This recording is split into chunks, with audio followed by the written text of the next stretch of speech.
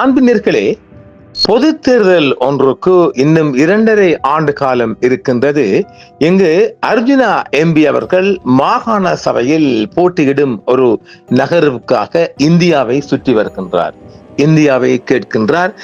ஏனெனில் அவருடைய எம்பி பதவிக்கு நீதிமன்றம் ஒரு ஆப்படைக்கு போகின்றது. அநேகமாக இந்த ஆண்டு இறுதிக்குள் அது நடப்பதற்கான மிக அதிக வாய்ப்பு இருக்கின்றது. இன்னும் 2-3 தவணைகள் செல்லும். எப்படி இந்த ஆண்டுக்குள்ள இறுதி வரை இந்த எம்பி பதவி இருக்கும். அதன் பிற்பாடு அவருக்கான எம்பி பதவி பறிக்கப்படும். நாம் ஏற்கனவே ஓராண்டுக்கு முதலே சொல்லி இருக்கின்றோம், அர்ஜுனா எம்பியின் ஆசனம் கௌசல்யா நரேந்திரனுக்கு ஆட்டோமேட்டிக்காக அது தானாக செல்லும் வாய்ப்புகள் அதிகமாக இருக்கின்றது. இப்பொழுதோ அவர் செக்ரட்டரியா மாறுவார்.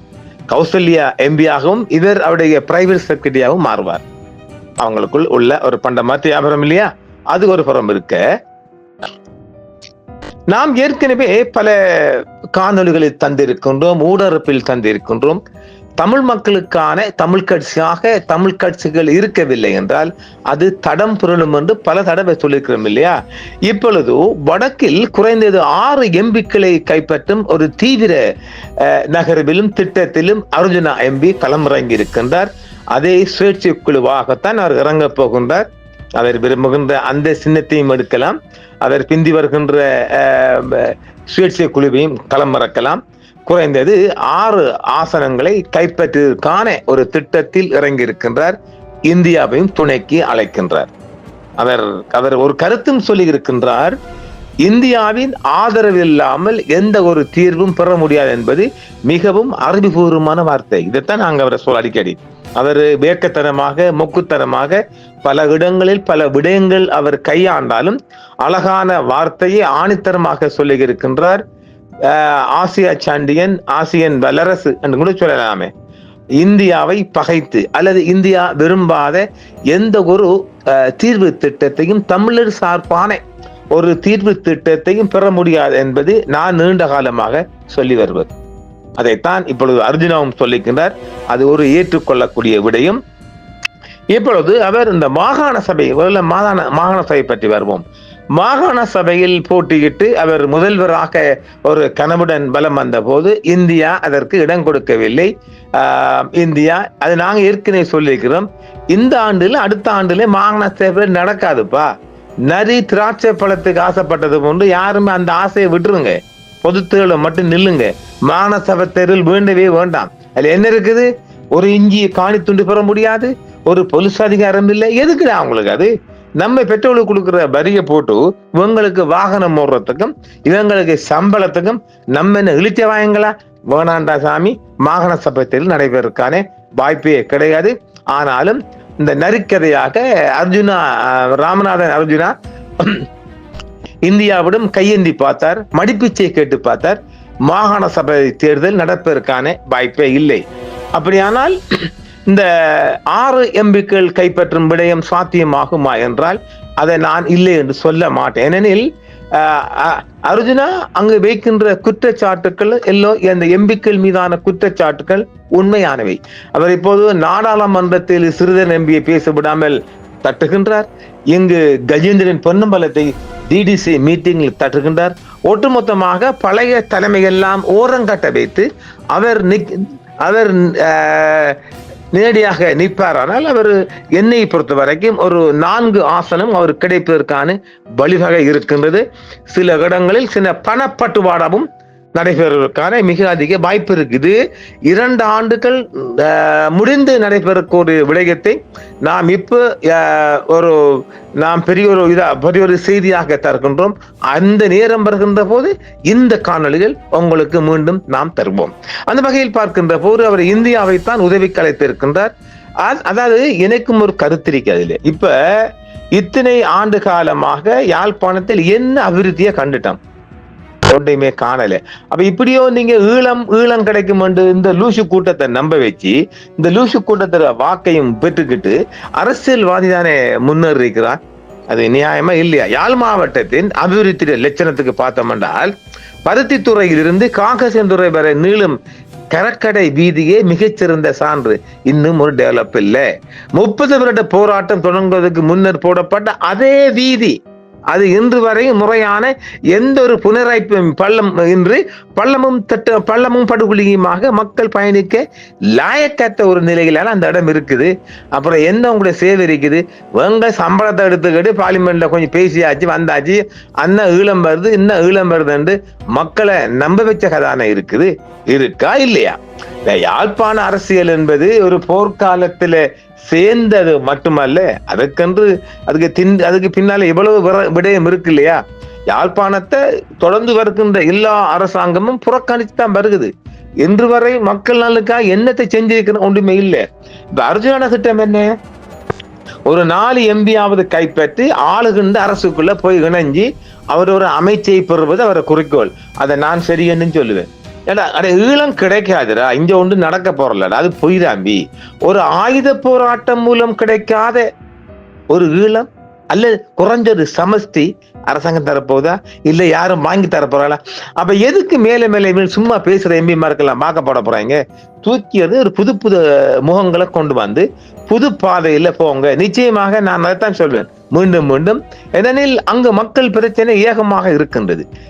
பாருங்க, இந்த தந்திர, அதாவது எப்படி சொல்றாங்கன்னு சொன்னால், அர்ஜுனாவுக்கு கொடுக்கப்பட்ட அசைன்மெண்ட் என்னென்றால் எல்லா டிடிசி மீட்டிங்களும் நல்ல திட்டங்கள் வரும்போது குழப்புறது. புரியுதா? அதை குலைச்சா நாங்க செய்யறப்ப நான் அர்ஜுனா எம்பி எதுக்குறார். அப்ப ஒரு திட்டங்கள் நிறைவேற்ற முடியாதவாறு அர்ஜுனா எல்லா டிடிசி மீட்டிங்களை, அது மாவட்ட அபிவிருத்தி குழுவா இருக்கட்டும் அல்லது பிரதேச அபிவிருத்தி குழுவா இருக்கட்டும், அங்க போயிட்டு ஒரு மோதல் ஒன்று உருவாக்கப்படுதா இல்லையா? அந்த மோதல் எங்கிருந்து வருதுன்னு பாத்தீங்கன்னா உங்களுக்கு விட கிடைக்கும். இதெல்லாம் ஒரு திட்டமிடப்பட்ட ஒரு அஜெண்டா. என்ன? திட்டங்கள் தீட்டப்படுகின்றது குழப்படிப்பது ஒரு பயங்கரமான திட்டம். எத்தனை முறை கூறினாலும் அங்க அது உருப்படியாக நடக்கிறாங்களா? இல்ல. அதுக்கு இந்த ஒன்றே போதும். அப்படி குழப்பி அடிச்சிட்டு எல்லோரையும் மோசமாக மட்டம் தட்டி விட்டு அர்ஜுனா அந்த இடத்தை பிடிக்க போகின்றா. நான் அதை இல்லைன்னு சொல்லவும் மாட்டேன். இருக்குது, அது இல்லைன்னு சொல்ல மாட்டேன். அவர் அதுக்கான திட்டங்களை கையாண்டு வருகின்றார். இந்தியாவும் பக்க துணையாக இவருக்கு இருக்க போகின்றது. ஏற்கனவே இந்தியா செல்லக்கூடாது சொல்லி புளக் அடிச்சுட்டு இப்ப கொடுக்குறாங்க. இந்தியாவோட ஒரு விதமான பேச்சுவார்த்தை நடத்தி வருகின்றார். அவர் நாமல் பக்கம் அவர் கணக்கொண்டு பிள்ள நாமல் ஜனாதிபதி ஆக போவதில்லை. அது ஒருபோது நடக்க போறதில்லை. மீண்டும் இந்த ஆட்சி தான் வரும். இந்த ஜேவிபி ஆட்சி ஒரு தொங்கு பாலமாக வருகின்ற போது அர்ஜுனா எடுக்கின்ற 3 அல்லது 4 ஆசனங்கள் அந்த ஆட்சிக்குள் சங்கமித்தால் இவருக்கு ஒரு அமைச்சு, நல்ல ஒரு கேபினெட் அமைச்சு வேறு வாயார கேட்பார். சில வேளை டிப்யூட்டியும் கேட்கலாம்.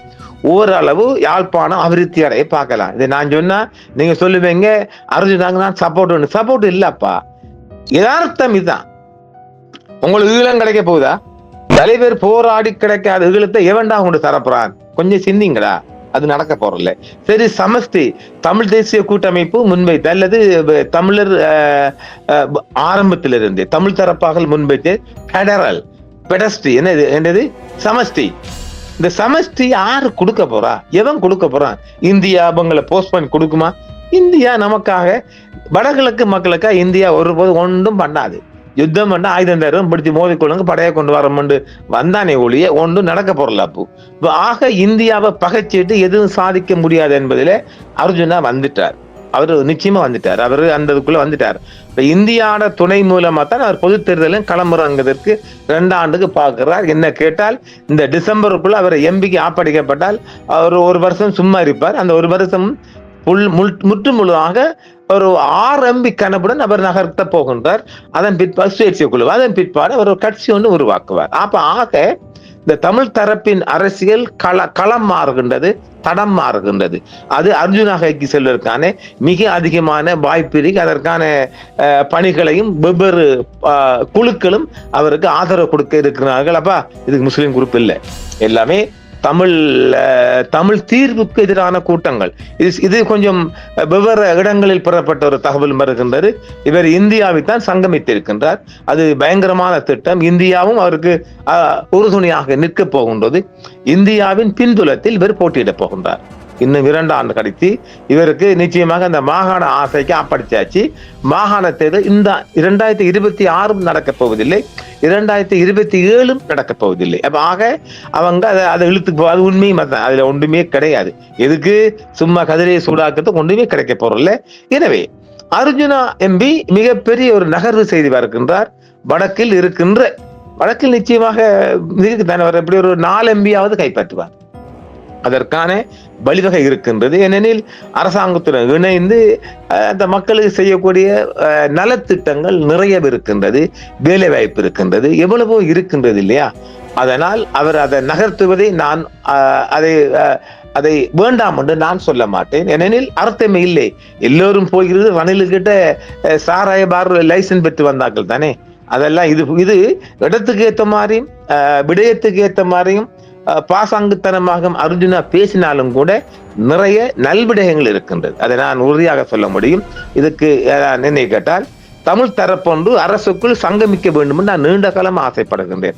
அதைத்தான் முஸ்லிம் தரப்பு உலகாலமும் காலகாலமாக செஞ்சு அந்த பகுதியெல்லாம் கிழக்கு மாகாணம் முன்னேற்றப்பட்டிருக்குது. அப்ப ஏன் வடமாகாணம் முன்னேற்றப்படவில்லை? அரசுக்குள்ள சங்கமிக்கும் ஒரு குழு வேண்டும். அந்த குழு அர்ஜுனா வருந்துட்டு போகட்டுமே. அர்ஜுனா அதை விரும்புறாரு இல்ல, அப்ப அவருக்கு கிடைக்கட்டும் இல்ல. அவர் சில வேளை ஹெல்த் மினிஸ்ட்ரி சுகாதார அமைச்சை கேட்கலாம். சுகாதார அமைச்சை கேட்கின்ற போது வடக்கில் இருக்கின்ற அத்தனை ஹாஸ்பிட்டல்களும் மிகப்பெரிய அபிவிருத்தி பெறும்.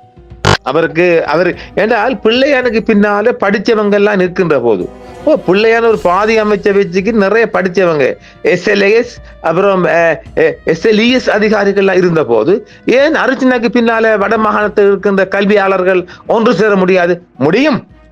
முடிக்கணும், நடக்கணும். முஸ்லிம் தரப்பு மாத்திரம்தான் அரசுக்குள்ள போய் தங்கமிட்டு எப்பவுமே அவங்க முன்னுரத்தை விட்டுட்டு ஒரு தமிழ் தரப்பு இதுக்குள்ள வர வேண்டும் என்பது நீண்ட கால ஆசை. அது இந்த வந்திருக்கு, அர்ஜுனா கையில் எடுத்திருக்கின்றார். அதற்கான ஆதரவு வேண்டால் அபிவிருத்தி அடையணும். யாழ்ப்பாணம் அபிவிருத்தி அடையணும். யாழ்ப்பாண மக்களுக்கு வேலை வாய்ப்பு கிடைக்கணும். கிழக்கு மாகாணத்துக்கு கிடைக்கின்ற சலுகைகளும் வடக்கு மாகாணத்துக்கு போய் சேர வேண்டும் என்பதில் நான் மிகவும் ஆசைப்படுகின்ற ஒரு ஜீவன். எனவே அர்ஜுனா போகும் இடங்களில் நாம் அதற்கான இந்த அரசுக்குள் சங்கமிப்பதற்கான ஒரு அணி வருகின்ற போது அதை நாம் எல்லோரும் மனதார ஆதரிக்க வேண்டும் என்பது என் நிலைப்பாடு. இன்னும் ஒரு பொது பணக்காரரும் வடக்கில் கிளம்பிய போகின்றார். இப்படி பல என்றால் போற போக்குல தமிழ் தரப்பு இல்லைங்க, அதெல்லாம் கைவிட்டுருங்க. ஒன்றுமே இல்லை, அவள்கிட்ட ஒன்றுமே கிடையாது. அவங்க குடும்பம் முன்னேறிக்கு, அவ்வளவுதான். இல்லைன்னு சொல்ல போறீங்கடா அப்படி போட வந்தா நான் முழு பேரை பிச்சு புடுங்கி காட்டலாம். எனவே நிறைய செய்திகள் இருக்கின்றது. இதுவும் ஒரு செய்தியாக உங்கள் அளிபருக்கின்றோம். மீண்டும் மற்றொரு காணொளியில் சந்திப்போம் நேர்களே. என்றும் உங்களுடன் சன்ரைஸ் இந்தியா டிவி சப்ஸ்கிரைப் பண்ணுங்கள், பெல் பட்டனையும் கிளிக் செய்யுங்கள். உங்கள் ஆதரவே எங்கள் சேவை. ஆதரவு தாருங்கள், அரவணைப்போம். மறக்காம சர்ப்ரைஸ் பண்ணுங்க. தேங்க்யூ.